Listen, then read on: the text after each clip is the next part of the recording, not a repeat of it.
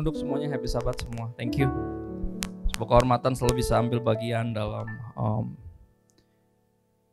ibadah bersama keluargaku di tempat ini. Juga berbagai serial yang saya bisa nyemplung di dalamnya, saudara.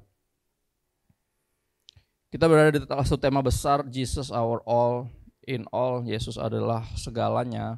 Atau bahasa gampangnya, dia itu segala yang kita perlu itu ada di dalam dia, semuanya. Jadi apapun itu atau siapapun itu, bahkan dialah yang kita perlukan. Ya, makanya Yesus bilang I am, ya I am who I am. Kalimat itu yang dia pakai ketika dia berbicara tentang dirinya. Saya adalah ya siapapun atau apapun yang kalian perlu. Ya, hari ini kita bicara tentang Jesus the bread of life. Ya, kita ke Yohanes 6. Ayat ini muncul di sana, Yohanes 6. Banyak ayat di bagian depan ini untuk menjelaskan interaksi Yesus dengan orang Yahudi di era itu yang terus-menerus ngotot bahwa mereka udah mengalami kok, udah menerima roti yang dari sorga itu. Ya, jadi ketika Yesus berusaha meyakinkan mereka bahwa bukan roti itu yang kamu perlu, ya tapi saya justru roti yang dari sorga itu. Oke.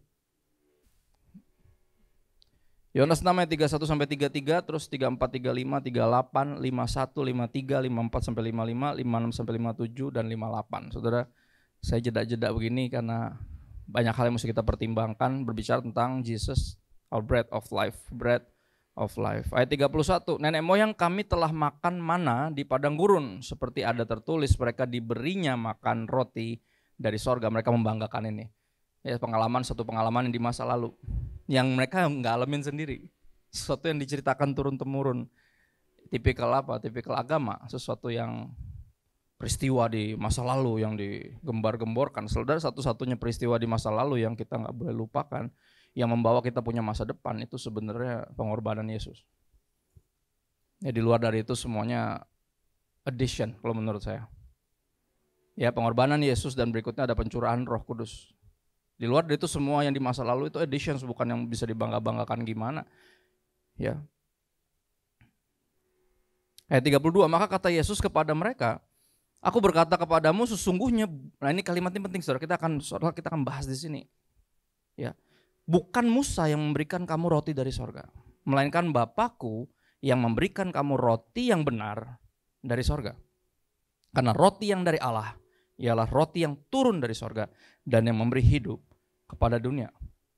Ya, jadi kalimat ini penting banget, bukan Musa yang memberikan kepadamu roti itu, tapi Tuhan. Ya, nanti menjelang akhir khotbah ini akan mulai menyadari bahwa yang maksud Yesus itu apa. Dia bicara tentang bukan yang Musa diberikan kepada Musa yang memberi kamu makan, tapi yang dari Tuhan sendiri yang memberikan kehidupan. Ya, kepada dunia. Ayat 34.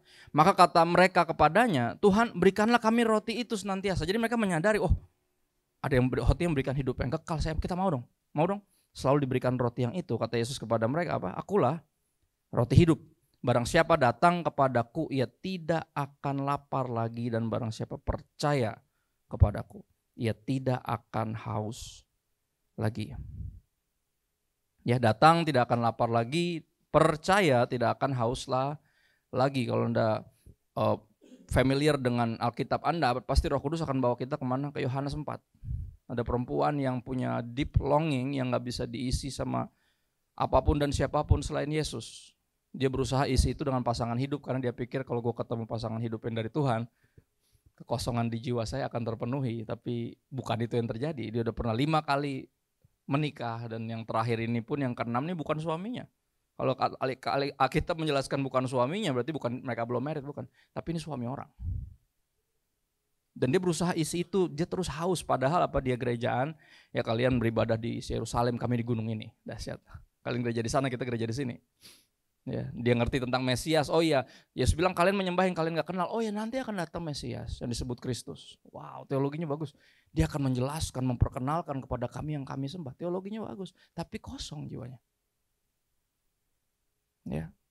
Maka Yesus bilang barang siapa percaya, bukan cuma datang. Ya kalau datang gak akan lapar lagi. Oke, kelaparannya dipuaskan ya. Anda bisa lihat ke belakang itu ada makanan yang akan memuaskan lapar Anda sebentar lagi setelah saya khotbah ya. Tapi apa, barang siapa percaya kepadaku tidak akan haus lagi. Dan bahkan bukan hanya gak akan haus lagi, tapi akan jadi seperti mata air. Seperti yang Yesus bilang, dari hidupnya melalui hidup kita. Seperti hidup perempuan itu yang siang-siang masih kosong, sore-sore udah bawa satu kotak kepada Yesus. That's it. Perubahan dalam berapa jam doang. Hanya karena berinteraksi dengan Yesus dan dicelikkan, dibukakan paradigmanya, diubahkan oleh Sang Firman yang jadi manusia. Ya. 38.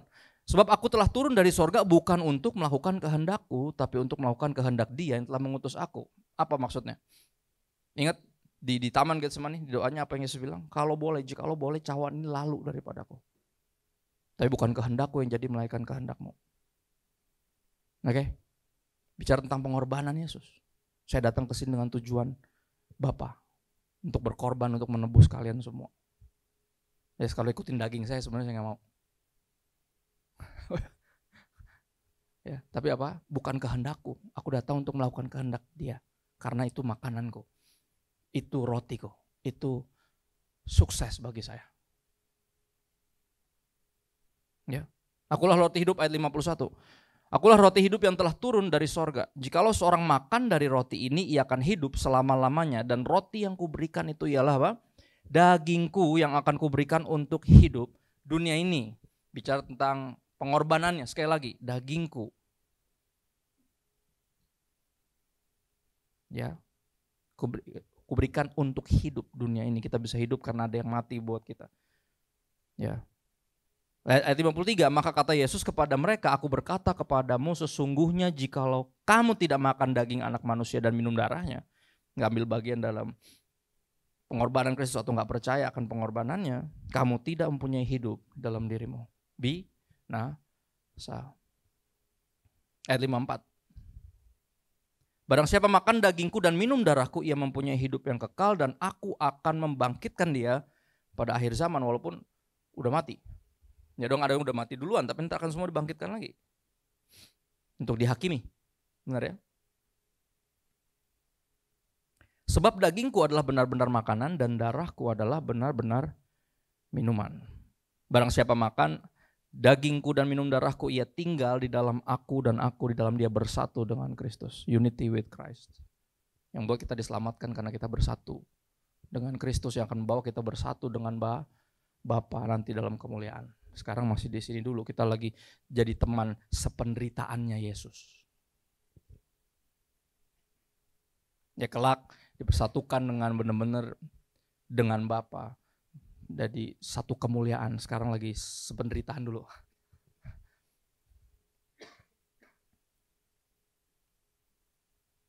(57) Sama seperti Bapa yang hidup mengutus aku dan aku hidup oleh Bapa, demikian juga barang siapa memakan aku akan hidup oleh aku. Makanya kita all about Jesus. Karena Dia intinya, Dia kuncinya. Dia jalan kebenaran dan hidup. Di luar Dia kita nggak bisa berbuat apa-apa. Tanpanya kita binasa. Ya. Ayat 58. Inilah roti yang telah turun dari sorga. Bukan roti seperti yang dimakan nenek moyangmu dan mereka telah mati. Ya mereka sekali lagi ngebahas tentang mana yang turun dari sorga. Ada momen di mana Tuhan kasih makan tuh dengan cara yang unik. Dari sorga turun roti. Ya dan mereka bilangnya selalu Musa. Musa yang memberi mereka makan. Seolah. Beberapa dari kita mengira karena didoain sama satu pendeta ini kita sembuh. Akhirnya kita mengira pendeta itu yang nyembuhin kita. Berapa banyak yang kayak gitu. Ya almarhum ayah saya punya karunia kesembuhan. Tuhan percayakan itu. Cuman dia nggak gembar-gemborin, nggak dijadiin komoditi, ya dia nggak bikin ministry berdasarkan itu. Ya, dia mengikuti panggilan Tuhan untuk mengajar Alkitab. Ya, jadi dosen di sekolah Alkitab 41 tahun. Padahal bisa diduitin loh. Bisa banget pelayanan-pelayanan kayak gitu, kesembuhan tuh banyak yang nyari karena banyak yang sakit. Ya, tapi dia nggak pakai itu. Kenapa? Alasan dia sederhana, dia bilang bukan saya yang bisa nyembuhin orang. Kalau saya bikin kayak gini orang akan mengira saya yang nyembuhin dia. Percayalah, manusia tuh kayak gitu. Ya akhirnya apa, pendeta itu dicari. Kenapa? Karena kalau dia yang doain manjur. Sakti nih orang bisa nyembuhin gua. Enggak. Bukan Musa yang memberikan roti itu, tapi Tuhan sendiri. Ya bukan gara-gara Musa berdoa, makanya Tuhan enggak, belas kasihan Tuhan. Yang menjawab apa yang Musa minta, Tuhan, Lord have mercy on us. Hanya minta gitu. Dan Tuhan bermurah hati dengan memberikan makanan. Bukan cuman roti tapi juga burung. Burung darah panggang dari sorga. Saudara bayangin gak? Langsung tinggal dimakan. Ya. Saya ulang lagi ayat 58. Inilah roti yang telah turun dari sorga, bukan roti yang seperti dimakan nenek moyangmu dan mereka telah mati. Barang siapa makan roti ini atau bicara tentang dirinya, ia akan hidup selama-lamanya. Roti hidup itu yang kita perlu. Bread of life. Dan Yesus kita tahu berbicara tentang siapa? Dirinya sendiri. Kenapa saya ulang-ulang kata Musa dan kata Tuhan? Karena ini bicara tentang, kalau ingat Musa ingatnya apa? Ingatnya apa? Hukum Musa. Mereka menyebut hukum Taurat sebagai hukum Musa.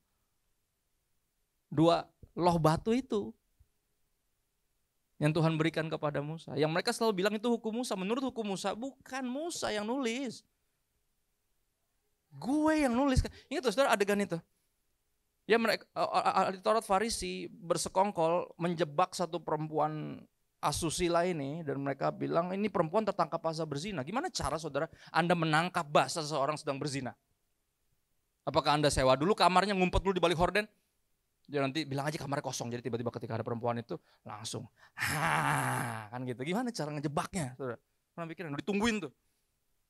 Ya tanyain sama resepsionis, nanti kalau ada yang masuk kamar, ya bukan muhrim, oke, kasih tahu. Nanti kita gerebek. Kemungkinan besar ada yang nyamar sebagai preman nyewa perempuan itu. Kemungkinan besar gitu. Pas di dalam teman-temannya langsung merangsek semua. Langsung di miss call, kalau gue miss call lu masuk gitu, ditangkap basah ya, dibawa ke tengah-tengah untuk mencobai Yesus. Karena kalau menurut hukum Taurat perempuan ini harus disambit batu sampai mati, itu menurut hukum Taurat. Kalau Yesus pegang hukum Taurat berarti dia gak punya kasih, karena mereka tersinggung karena Yesus itu full of truth and grace. Mereka cuma full of truth aja dan mereka kesaing karena hal itu. Jadi mereka mau jebak Yesus dalam posisi yang membingungkan. Kalau nggak dihukum berarti lu melanggar hukum Tuhan. Benar gak? Jadi posisinya maju kena mundur kena. Kalau film Dono Kasino Indro tuh. Serba salah. Right? Tapi yang menarik adalah Yesus nggak melakukan apa-apa, dia malah nulis di tanah. Aneh banget tuh. Beberapa pendeta berusaha mencari tahu apa yang ditulis. Padahal nggak ada di Alkitab, artinya nggak usah dikulik. Bukan itu tujuan dia nulis di tanah. Ada yang bilang katanya dosanya masing-masing ditulis. Jadi setiap ada yang ngintip, ditulis dosanya. Nggak jadi, taruh batu. Pernah dengar khotbah gitu? Pernah dengar ya? Enggak, bukan itu. Dia nulis-nulis di tanah. Kenapa? Untuk ingetin mereka, bukan Musa yang nulis hukum itu.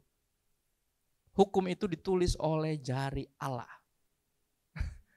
Jadi ketika kalian bilang menurut hukum Musa, man, I know God's law. I wrote them. What do you mean? Gue yang nulis. Dan kalau gue yang nulis memilih untuk mengampuni, siapa kalian yang cuma tahu dan ahli memutuskan untuk menghakimi? Right? Dan Musa bicara tentang hukum Musa, hukum Taurat. Hukum Taurat yang karena tendensi beragama kita mengira bisa nyelamatin kita. Coba kita saudara ini nggak ada di slides, jadi dimunculin gambar roti aja, kalau ada gambar roti boleh juga, atau hukum Taurat deh. Ya, 2 loh batu itu boleh di search sambil saya. Kita ke Roma 7. Ini tadi sekali lagi saya agak mikir saya mau bagiin nggak ya. Cuman hari ini perjamuan berarti minggu terakhir ya. Apa bukan minggu ini kan? 2 sahabat lagi. Oke, berarti aman. Berarti saya punya waktu. Maksudnya gitu. Kalau perjamuan kan butuh waktu lebih panjang. Jadi tadi saya galau tuh, jaga-jaga makanya saya rapi banget. Ya kan, karena pikir aduh jangan-jangan ada perjamuan tapi kayaknya bukan deh. Gitu ya. Jadi jaga-jaga aja daripada salah kostum ya kan, gak enak. Oke. Jadi karena nggak ada perjamuan, jadi saya punya waktu. Roma 7, kita ke sana. Roma 7. Ayat 1 sampai 10 dulu, terus 18 sampai 19 dan 21 sampai 25. Cukup banyak. Ya, kita akan lihat apa yang Rasul Paulus katakan tentang hukum Taurat. Ingat dia ini berkewarganegaraan ganda. Oke, dia super Jew, bukan cuma Yahudi. Oke, dan dia juga punya warga negara Roma. Jadi dia ini rohani dan sekuler cukup terkemuka lah. Kalau penulis tuh kayak C.S. Lewis. C.S. Lewis tuh di dunia tuh Chronicles Narnia di sebelah sini. Semua tulisannya dia yang rohani, yang semenjak dia jadi Kristen di umur 40 itu. Dia cuma Kristen 30 tahun saudara, sampai umur 70. Sebelumnya dia ateis dari remajanya. Nah, jadi dia diakui sebagai salah satu penulis besar abad 19, 20. Right. Dan Rasul Paulus tuh kayak gitu. Dia sangat gape dalam hukum Taurat, tentu saja dia Farisi. Ketika dia bilang saya Saduki, saya Farisi dalam pelaksanaannya. Oke, saya sungguh-sungguh, tapi saya menyadari ini gak bisa nyelamatin saya, dan ini yang dia jelasin tentang hukum Taurat. Roma 7 ayat 1 sampai 10 dulu. Apakah kamu tidak tahu saudara-saudara, sebab aku berbicara kepada mereka yang mengetahui hukum, bahwa hukum berkuasa atas seseorang selama orang itu masih hidup. Artinya kita terikat sama hukum selama masih hidup, seperti perjanjian. Perjanjian kan putus kalau udah ada yang mati, kayak pernikahan. Harusnya kan gitu. Oke, ayat 2. Sebab seorang istri terikat oleh hukum kepada suaminya selama suaminya itu hidup. Akan tetapi apabila suaminya itu mati, bebaslah ia dari hukum yang mengikatnya pada suaminya itu. Jadi selama suaminya hidup, ia dianggap berzina kalau ia menjadi istri laki-laki lain. Tapi jika suaminya telah mati, ia bebas dari hukum. Sehingga ia bukanlah berzina kalau ia menjadi istri laki-laki lain. Oke, ayat 4. Sebab itu saudara-saudaraku, kamu juga telah mati bagi hukum Taurat oleh tubuh Kristus. Interesting. Ya, supaya ini tujuannya supaya kamu jadi milik orang lain, yaitu milik siapa? Dia nyuruh besar, milik Kristus yang telah dibangkitkan dari antara orang mati, agar apa? Supaya apa? Supaya kita berbuah bagi Allah. Ayat 5. Sebab waktu kita masih hidup dalam daging, hawa nafsu dosa yang dirangsang oleh hukum Taurat bekerja dalam anggota-anggota tubuh kita agar kita berbuah bagi maut. Wow, kalimatnya membingungkan nih. Ini dia bilang hawa nafsu dosa itu dirangsang oleh hukum Taurat. Dijelasin lagi ntar. Ayat 6. Tetapi sekarang kita telah dibebaskan dari hukum Taurat. Sebab kita telah mati bagi dia yang mengurung kita, hukum Taurat tadi. Sehingga kita sekarang melayani dalam keadaan baru menurut siapa? Airnya huruf besar, Roh Kudus. Dan bukan dalam keadaan lama menurut huruf hukum Taurat. Oke. Ayat 7. Jika demikian apakah yang hendak kita katakan? Kalau gitu maksudnya apa? Apakah hukum Taurat itu dosa? Ya. Jawabannya apa? Sekali-kali tidak. Sebaliknya, justru oleh hukum Taurat aku telah mengenal dosa. Karena aku juga gak tahu apa itu keinginan kalau hukum Taurat tidak mengatakan jangan mengingini. Tapi dalam perintah itu dosa mendapat kesempatan untuk membangkitkan dalam diriku rupa-rupa keinginan. Sebab tanpa hukum Taurat dosa itu mati. Kita gak pernah tahu itu salah kalau belum ada peraturannya. Itu maksudnya. Ya. Dahulu aku hidup tanpa hukum Taurat, akan tetapi sesudah datang perintah itu, dosa mulai hidup. Sebaliknya, aku mati. Dan perintah yang seharusnya membawa kepada hidup ternyata bagiku justru membawa kepada kematian gara-gara hukum Taurat. Ini gue makin menyadari betapa berdosanya gue. Betapa helpless that I am, wretched sinners. Ayat 18 kita mental dulu. 18. Sebab aku tahu bahwa di dalam aku, seorang rasul ngomong gini, aku tahu bahwa dalam aku, yaitu dalam aku sebagai manusia tidak ada sesuatu yang, gak ada sesuatu yang baik. Saudara, kita harus dibukakan kepada kebenaran ini. Jadi kita gak bingung ketika kok saya masih gini-gini. Ya iya, masih manusia. Rasul Paulus aja udah rasul, masih manusia kok. Dan dia menyadari dalam dirinya sebagai manusia gak ada yang baik. Sebab kehendak, keinginan memang ada dalam aku, tapi bukan untuk melakukan yang benar atau yang baik. Sebab bukan apa yang aku kehendaki, yaitu yang baik yang aku perbuat. Pengen sih bikin benar, tahu sih ini salah, tapi apa? Melainkan apa yang tidak aku kehendaki, yaitu yang jahat yang aku perbuat. Seringkali itu gitu, kita udah tahu nih gak benar, mestinya gak boleh, tapi itu justru yang kita bikin. Kita pengen nurut, kita pengen melakukan yang benar, tapi lihat. Ayat 21. Demikianlah aku dapati hukum ini. Jika aku menghendaki berbuat apa yang baik, yang jahat itu ada pada aku malah. Sebab dalam batinku aku suka akan hukum Allah. Tapi di dalam anggota-anggota tubuhku aku melihat hukum lain yang berjuang melawan hukum akal budiku. Dan membuat aku menjadi tawanan hukum dosa yang ada dalam anggota-anggota tubuhku. Ayat 24, aku manusia celaka, mampus gue. Itu dia bahasa Betawinya. Bahasa Ibraninya tuh amsyong.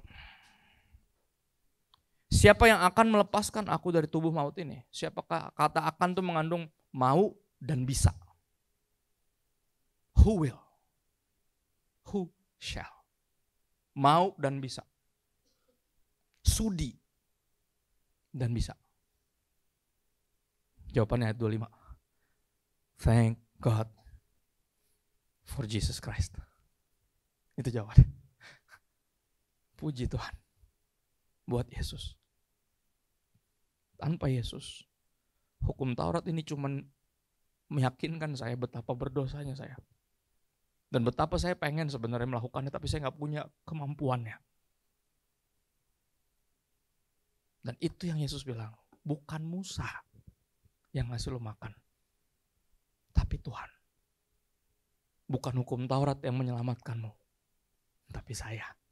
Kata Yesus, the bread of life. Saya akan tutup dengan beberapa ayat ini, saudara. Kok cepat Pak? Cepat salah, lambat salah kan gitu ya. Takutnya ngomongin roti itu laparnya lebih cepat gitu. Roti, lapar. Kita ke Matius 6. Matius 6 ayat 11 sampai 12 dan 14 sampai 15. Saudara, saya pernah menyadari nggak di doa Bapa kami? Ya, terjemahan lama bilang, berikanlah kami pada hari ini our daily bread. Bukan makanan tapi roti. Spesifik. Benar ya? Ada satu poin di doa Bapa kami bicara seperti itu. Ayat 11. Berikanlah kami pada hari ini makanan kami yang secukupnya, our daily bread. Bread selalu digambarkan sebagai kebutuhan sehari-hari untuk bertahan hidup. Jadi jelas firman Tuhan ya, bicara bread tentunya firman Tuhan. Firman Tuhan gak boleh diperlakukan sebagai kayak kue di special occasions. Kayak bagi ulang tahun beli kue ulang tahun. Bukan, dia harus diperlakukan kayak nasi. Kalau di Indonesia itu tiap hari harus dimakan untuk bisa bertahan hidup. Bukan cuman ayat-ayat cinta ketika lagi ada acara-acara khusus, bukan. Apalagi dibuka cuma seminggu sekali pas kebaktian. Right? No. Tiap hari. Ya, manusia hidup bukan cuma dari roti saja, tapi dari setiap firman yang keluar dari mulut Allah. Seperti halnya badan kita gak bisa hidup kalau gak makan. Roh kita gak bisa hidup kalau gak baca Alkitab. Baca Alkitab gak bisa. Makanya sadari, kalau sadar hal itu, gak usah ada pertanyaan, Pak Pendeta gimana ya biar saya bisa rutin baca Alkitab. Gampang, ketok jidat lo. Dan bilang apa?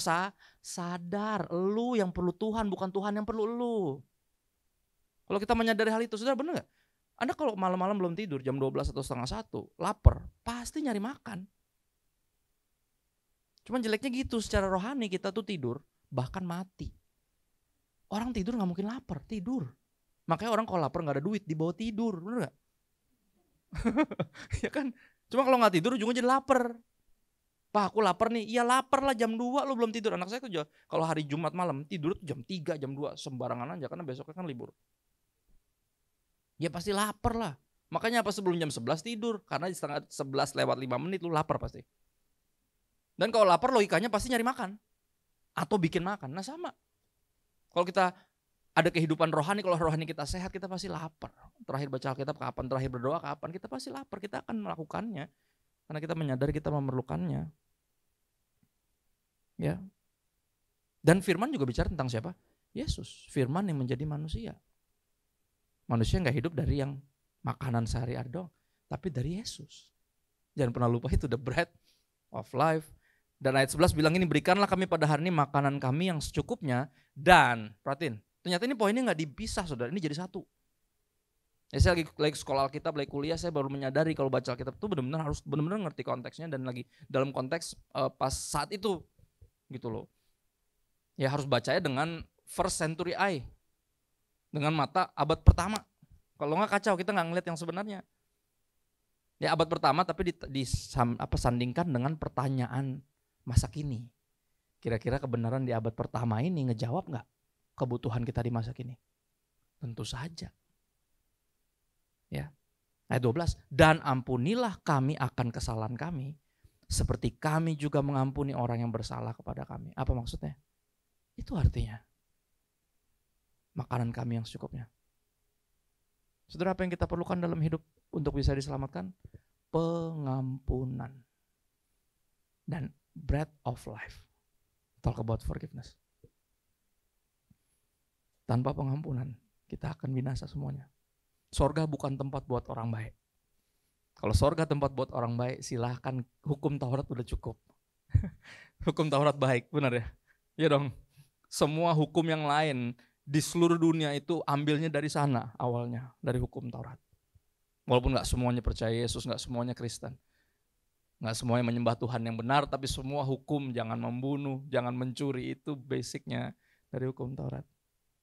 Sebelum itu manusia gak ngerti betapa berdosanya mereka, tapi ketika hukum diberikan baru menyadari, gile mampus gue, jahat banget gue. Kok bisa mikir gini? Kok bisa kepikiran buat lakukan ini? Kok bisa bikin iya? Kok bisa ya? Gak bisa pikir. Karena apa? Jadi tahu salah karena ada peraturannya. Yang kita perlukan adalah apa? Pengampunan. Pengampunan, makanya di ayat 14 dan 15 setelah doa Bapa kami ajaran tentang bagaimana harus berdoa itu amin. Sang guru panjangin kelasnya padahal udah kering kan gitu. Panjangin kelasnya, kenapa? Karena ini penting. Ya, ayah saya guru, almarhum ayah saya guru, jadi saya tahu apa yang penting, mana yang penting, karena akan diulang aja. Iya sampai kayak gitu. Iya. Ulang terus, khotbah kok ngulang-ulang. Udah iya ngerti. Enggak, artinya penting makanya diulang. Dan Yesus juga guru yang sama ternyata. Dia ternyata dari semua poin doa Bapa kami ada yang penting dan enggak boleh kelewat, enggak boleh salah. Karena this is the one that you need the most. As bread for your body. Seperti makanan untuk kehidupanmu. Tiap hari, this is what you need. Karena jikalau kamu mengampuni kesalahan orang, Bapamu yang di sorga akan mengampuni kamu juga. Tapi jikalau kamu tidak mengampuni orang, Bapamu juga tidak akan mengampuni kesalahanmu. Lihat, sorga tempat buat orang yang diampuni, bukan tempat buat orang baik. Kalau tempat buat orang baik, hukum Taurat cukup. Tapi kalau tempat buat orang yang diampuni, tebak, apa yang kita perlu? Pengampunan. Dan pengampunan gak datang dari tempat yang lain, dari hukum manapun. Pengampunan datang dari Allah. Siapa namanya? Yesus. Itu maksudnya yang dia bilang. Bukan Musa yang kasih lo makan, tapi Allah. Bukan hukum Taurat yang bisa nyelamatin lo, tapi saya. Saya roti hidup. Orang siapa percaya kepada saya akan hidup selamanya. Dan saudara, makanya kenapa isu tentang pengampunan ini ditekan banget. Ya kemarin saya sharing di sini.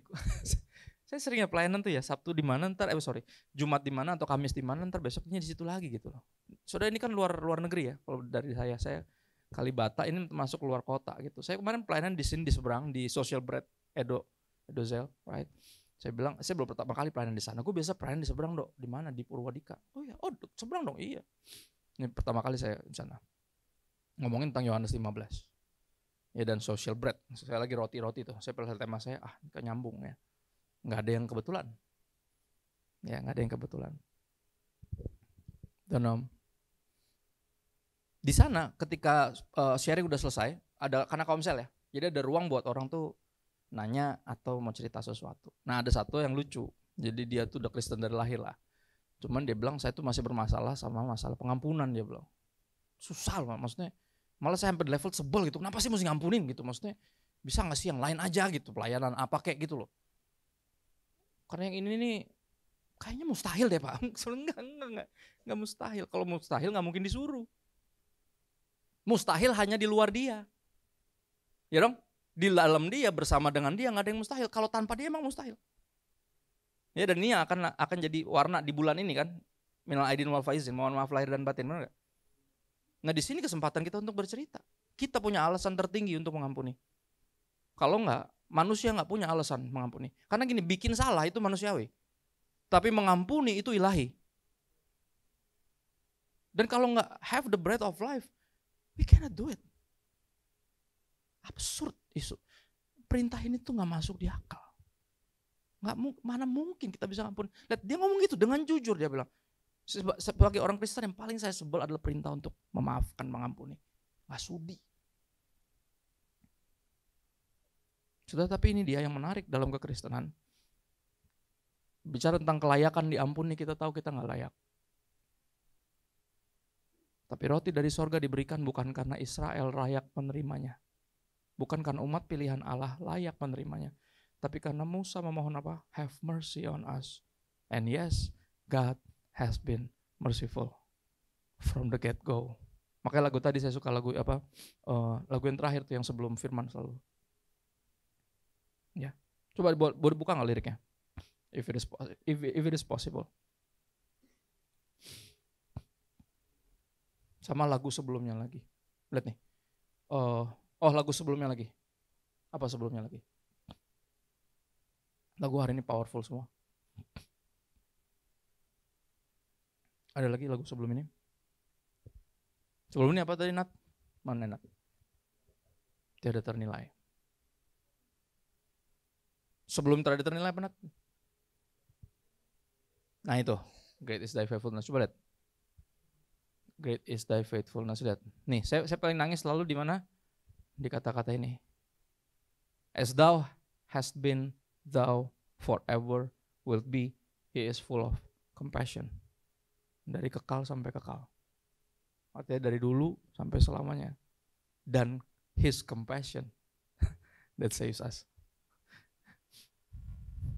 Belas kasihnya, cintanya yang gak pernah berubah itu. Yang setia itu artinya gak pernah berubah. Gak perlu ditambah karena udah sempurna. Dan gak mungkin berkurang. Karena dia gak pernah berubah. Thou changes not. Thy compassion, they fail not. Dia gak pernah gagal bermurah hati. Hukum Taurat selalu bicara tentang kemampuan kita untuk mentaatinya. Kesalehan personal kita. Tapi kekristenan bicara tentang anugerah Tuhan. Makanya kita datang kepada Yesus. Karena menyadari gak ada pengampunan di luar Yesus. Yang lain bisa bilang sembarangan. Kayak ngapain ke Tuhan, gue gak perlu buat ngampunin orang untuk menyelamatkan. Dia gak perlu sampai ada yang mesti berkorban buat, ya itulah Tuhan lo. Gak adil soalnya Tuhan lo. Ya dong, kalau ada yang bikin salah harus ada yang dihukum. Itu keadilan. That's justice. Ya, kalau Tuhan gak mau kita dihukum, berarti ada yang harus dihukum untuk menggantikan kita. Dan Yesus lah pribadi tersebut. Jadi gak heran kalau Yesus ngomong apa? Akulah roti hidup. I'm the one that you need to be saved. Not just to live in this world, bertahan hidup tiap hari, tapi apa? Memperoleh hidup kekal. Makanya kita all about Jesus. Kita berupaya untuk get past through any kind of religious mambo jumbo, right? Get to the core of all of it, Jesus. Karena Taurat gak bisa menyelamatkan kita. Peraturan harus gini, gak boleh gitu, gak bisa nyelamatin kita. We need forgiveness. Dan itu yang dia bilang. Berikanlah kami pada hari ini our daily bread and forgive us. Nyata daily bread itu forgiveness-nya. Itu yang kita perlu tiap hari, saudara. Kenapa kita berdoa Bapa ampuni kami? Karena tiap hari pasti ada yang korslet yang kita lakukan. Pasti ada. Minimal kalau hukum Taurat kita laksanakan, kita sombong. Pasti sombong. Yes, hari ini semuanya dicentang. Gue, masih gitu gak mungkin. Oke, kalau kita berhasil melakukannya, sombong itu tidak terhindarkan. Ya, dan cuma satu yang bisa membuat kita tetap tahu diri dan rendah hati. Grace of God.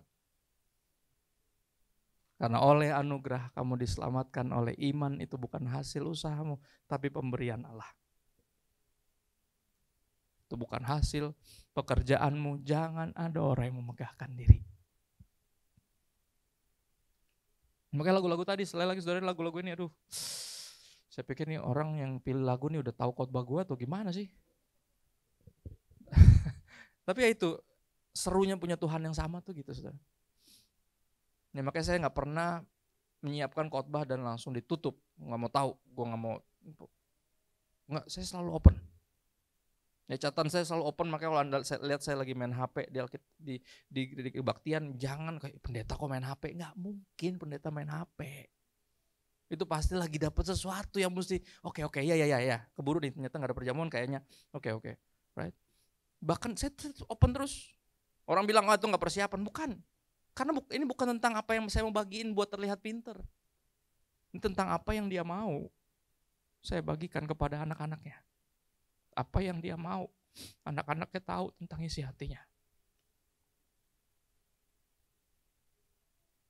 Saya cuman speaker. Speaker itu yang mengeluarkan suara. Dari yang berbicara atau yang alat musik yang bermain. Benar ya? Speaker kalau nggak kecolok apa-apa, nggak keluar apa-apa. Bukan sayanya. Makanya papa sampai sekali lagi mengorbankan, sekali lagi karir loh, dia bisa bangun karir loh. Di atas itu dia bisa bikin pelayanan kesembuhan, bisa. Tapi dia korbankan itu kenapa? Dia tahu orang bakal salah ngerti.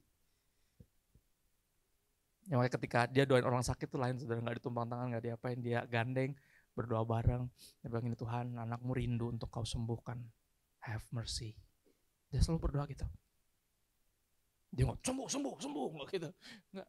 Kan dia takutnya ketika sembuh dipikir dia yang nyembuhin. Pasti orang ini mikir gitu.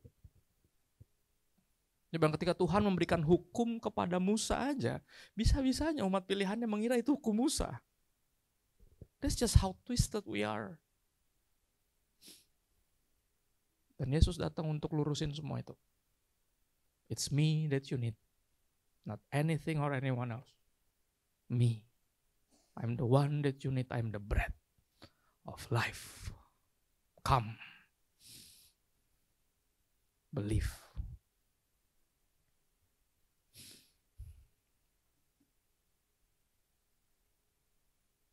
Dan sekali lagi, isu ini gak mudah. Kenapa? Karena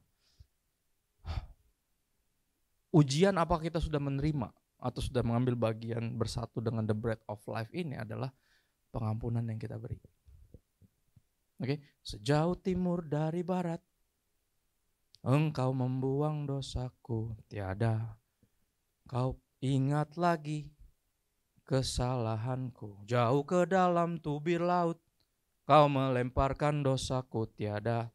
Kau perhitungkan kesalahanku. Betapa besar. Lagu ini bicara tentang forgiveness. Kasih pengampunanmu Tuhan, tak kau pandang hina hati yang hancur. Kau gak memandang betapa rusaknya kami, betapa menjijikannya kami, betapa jauh dari kudusnya kami, najisnya kami. Dan ku berterima kasih kepadamu ya Tuhan. Terima kasih pengampunan yang kau beri, pulihkanku. Dan bukti seorang udah pulih karena pengampunan yang diterima adalah terima kasih. Pengampunan yang diterima adalah pengampunan yang diberikan. Makanya ujian Kristen itu terletak di pengampunan. Sudikah kau mengampuni orang yang bahkan menyebabkan kematianmu karena Yesus? Sudi. Bapak ampuni mereka gak tahu yang mereka lakukan. Kata siapa pengampunan mudah? Ngomongnya mah gampang Pak, saya sering kalau ngomongin pengampunan tuh yang nanya tuh ngomong gitu. Sedangkan gue juga tahu nyong. Bapak ngomongnya gampang, kagak. Nggak gampang ini. Tuhan kita Tuhan yang adil, nggak bisa cuman ya udah nggak apa-apa. Nggak bisa gitu. Harus ada yang berkorban, harus ada yang bayar harga untuk kesalahan ini untuk bisa diampuni. Maka ketika ada orang yang sakit nggak bisa jalan kan dibawa sama teman-temannya tuh turun dari atas kan. Karena Yesus kalau khotbah selalu full selalu packed, penuh full house, nggak bisa muat. Pada shalom, supaya nggak mau, nggak apaan lu terlambat maka datang lebih awal kan gitu. Akhirnya dari atas mereka turun. Terus pas Yesus ngeliat iman mereka, menarik ya. Yesus melihat iman mereka karena mereka menyadari teman-temannya ini menyadari temannya ini yang lumpuh ini perlu Yesus. Cuman Yesus yang dia perlu. Ya, dan Yesus melihat iman mereka sampai digendong dibawa kepada Yesus. I need you. You're the one that he needs. Melihat iman mereka maka Yesus bilang apa? Dosamu sudah diampuni. Aneh. Orang sakit kok diampunin dosanya. Saudara, orang sakit datang kepada Tuhan tuh mau ngapain saya tanya? Mau sembuh lah. Orang bokeh datang kepada Tuhan mau ngapain? Financial breakthrough lah.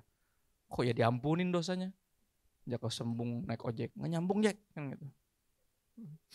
Tapi ternyata yang menarik dari Tuhan seperti Bapak yang baik. Bapak yang baik nggak selalu memberikan apa yang diinginkan anaknya. Karena itu Bapak yang jahat, bikin kita jadi manja, benar nggak? Orang manja nggak kepake di dunia ini. Bapak yang baik selalu menyediakan yang diperlukan. Makanya ketika orang ini sakit, dia tahu bukan kesembuhan yang orang ini perlu, tapi keselamatan. Buat apa sembuh kalau binasa? Ya kan? Dosamu sudah diampuni dan orang-orang marah langsung yang di situ yang ahli-ahli Taurat.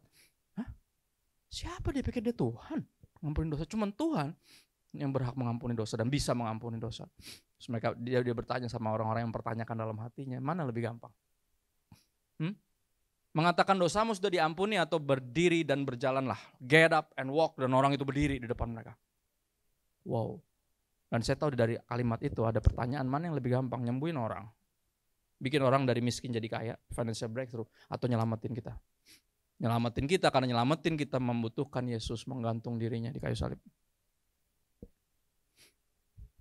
Enggak mudah, tapi indah. Dan bukan cuma indah, tapi mungkin untuk kita lakukan karena kita bersatu dengan Dia. Karena kita menerima, kita makan tiap hari from the bread of life. Pengampunan yang Dia beri, pulihkan kita, hati yang tadinya mati, kecewa, kepahitan, trauma, dipulihkan. Yang tadinya mati jadi hidup, sehingga sudi untuk melepaskan pengampunan. Saudara, apa yang Yesus lakukan di kayu salib dilakukan juga sama martir pertama namanya Stefanus. Anda ingat apa yang terjadi sama Stefanus? Selagi batu menghujani dia disambitin batu. Kan dianggapnya penghujat. Setelah ceritain Yesus. Betapa orang-orang perlu Yesus, perlu juru selamat. Hukum Taurat gak bisa nyelamatin loh. Dia ceritain dari sejarah. Dan yang diceritakan berdasarkan sejarah, bukan omong kosong, tapi mereka gak suka kebenaran itu. Dan dia disambitin batu sampai mati, dan ketika batu menghujani dia, apa yang dia katakan? Bapa ampuni mereka, jangan tanggungkan dosa ini kepada mereka. The same exact words yang Yesus bilang, Bapa ampuni mereka gak tahu yang mereka lakukan. Jangan tanggungkan dosa ini sama mereka. They don't know what they do. Dan di saat yang sama juga, ini menarik, selagi dia dalam keadaan pasti sekarat, karena disambitin batu, sakit nih, gak kebayang kayak apa. Dia bilang apa? I see heaven opens and I see Him. Saudara, di dalam melepaskan pengampunan, kita gak bisa gak melihat Dia, gak bisa. Itu yang terjadi ketika kita gak melihat dan melupakan Tuhan. Makanya kita membaca Alkitab tiap waktu, tiap hari untuk diingatkan. I am a product of grace.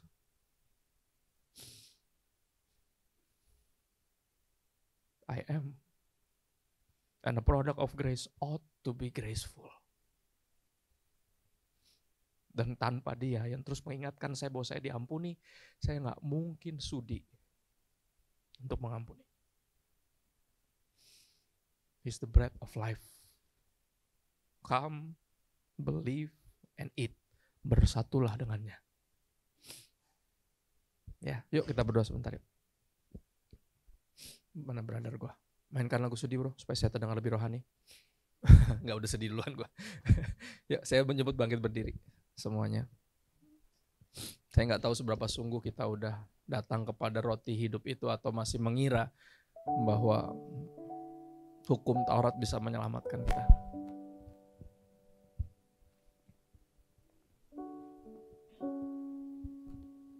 Saudara, sejujurnya kalau hukum Taurat bisa nyelamatin kita dengan berbuat baik, kita selamat jauh lebih gampang.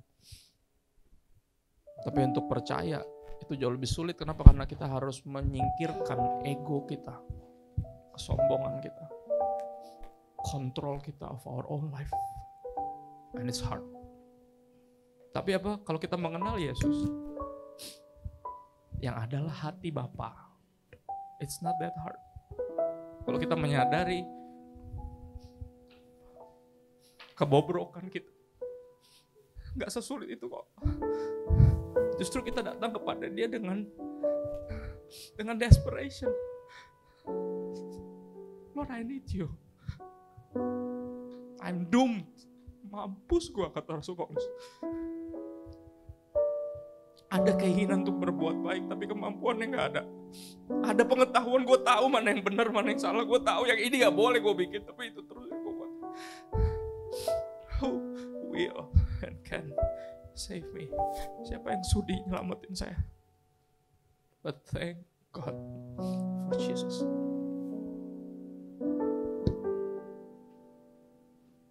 Untuk tujuan itu kita baca Alkitab setiap hari, bahkan setiap waktu.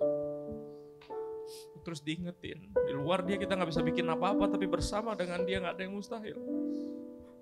Hukum Taurat cuma ngasih tahu betapa kita berdosa, gak ngasih kuasa untuk mengatasinya. No. That grace and power in the form of forgiveness comes from Jesus. In Jesus. Terima roti dari sorga itu, the bread of life.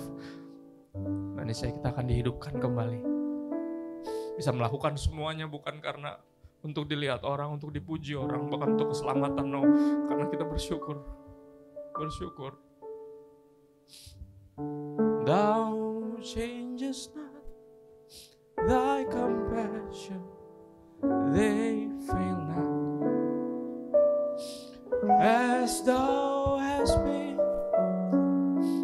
thou forever will be. Katakan, great is thy faithfulness. Great is thy faithfulness. Great is thy faithfulness. Morning by morning, new mercies I see. All I have needed, thy hand has provided. Great is thy faithfulness, Lord, unto me. Dia bilang jika kita mengaku dosa, dia itu setia dan adil. Dia akan mengampuni kita. Tapi bukan in the sense of mempermainkan Tuhan. Gampang tinggal minta ampun kok. No. Kalau kita menyadari betapa besar pengampunan yang dia berikan, kita gak akan merespon dengan kayak gitu, gak mungkin. Saya berani jamin orang-orang yang merespon dengan kepercayaan yang namanya hyper grace, menganggap murah anugerah Tuhan, they don't know what they do. Dan kadang saya suka terlalu keras sama mereka. Saya kadang lebih merciful sama orang-orang yang pendosa daripada mereka yang menyalahgunakan anugerah. But you know what? The Father have enough grace for all of us, even for the religious. You know, Bapak itu keluar nyamperin anaknya yang religius, yang gak terima. Gue gak pernah ngelawan lo, gue gak pernah. Gue selalu nurut sama lo, gak pernah pestain gue. Pikiran balik, anak lo tuh yang ngabisin duit judi, main pelacur, lu pestain dia. But God has enough compassion for all. Buat pendosa, buat penyalahguna anugerah, dan buat yang religius. His grace is enough to cover us all. Dan dia yang ngubahin kita. Dia yang menyingkirkan kesombongan religius kita. Mengangkat kita dari keminderan rohani karena kita sudah berbuat salah. Yang kata pendeta gak bisa diampunin, yang kata orang gereja gak bisa diterima. Dan dia juga yang mencelikkan mata yang menyalahgunakan anugerahnya. It's the same, the bread of life. Lo gak tau masing-masing kita di walk of life yang seperti apa. Sekali lagi, grace is enough. Bersyukur karena itu. Makasih Tuhan buat hari ini, makasih. Makasih setiamu yang gak pernah berakhir, kesetiaanmu. Bahkan ketika kami gagal setia, Engkau tetap setia. Dan ini yang bawa kami sampai hari ini. Bukan kesetiaan kami, tapi kesetiaan Tuhan. Bukan kebaikan kami, tapi kebaikan Tuhan. Bukan kuat dan gagah kami, tapi roh Tuhan yang bawa kami sampai hari ini. As product of grace, teach us Help us to be graceful. Ajar kami, mampukan kami untuk tahu terima kasih. Kami sudah menerima roti yang dari surga, yang menghidupkan kami, mampukan kami juga membagikan roti yang dari surga kepada semua yang lain. Saya minta bantuan Roh Kudus untuk jadi pelaku firman kepadamu Bapa yang baik, dalam nama Yesus. Engkau setia, takkan berubah tuh selamanya. Walau banyak yang tak ku mengerti, badai hidup yang